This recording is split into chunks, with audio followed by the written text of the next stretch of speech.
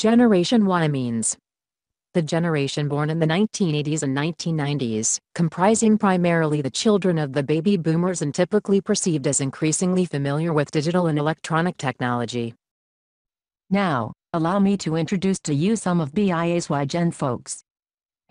My name is Briar Belair. I'm 26 years old and I work for Coleridge. I'm Tyler Sandstrom, 28, with Newpoint Communities. Marcus Oliver, 32 years old, Magnus Security. Caitlin Silverwood. I am just turned 30 and I work for Affirmed Housing. My name is Carlos Blanco. I am 30 years old and I work for Baskin Tile. My name is Heather Wilma. I'm 23 and I work for Coleridge. Mark Moss, 33 years old, Schmidt Design Group.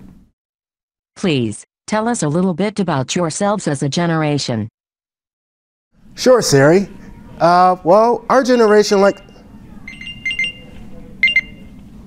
Hello? Dude, what's going on? Nope, gotta call you back. Talking to Siri right now. What? OMG. Yep, talk to you later, TTYL. We're very technology based. We are very, very connected. We can get any information at the drop of a hat. We have an app for everything. The whole world is at our fingertips. Who needs cable when you have Netflix? We are the generation that invented being rude on your cell phone. Photobomb? Facebook, Twitter, Instagram. We like the instant gratification. We are easily bored. We're impatient. We don't want to hear your driving directions. We have a GPS for that. We are a multicultural generation. Extremely open to change. There's a lot of startups, a lot of people thinking outside the box, thinking of ways that we could do things more efficient. The job that we want may not exist today, but we will create it. We see demand and we're changing with it. As a generation, we are very aware of the environment. We care more about recycling. Not everyone wants to drive a Prius, but nobody wants to impact the earth in a negative way. Being organic, being green, we want to preserve what we have now and make it better for the future. How are you different than the generations before you? Well, I'm sorry, what was the question? I was tweeting. I think that the generations before us had a top priority in establishing a family, getting to suburbia faster. We're a little bit more driven to an urban lifestyle.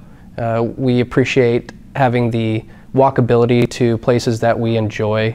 I think suburban living is something that we look at a little bit later in life than previous generations. I think we care more about the world.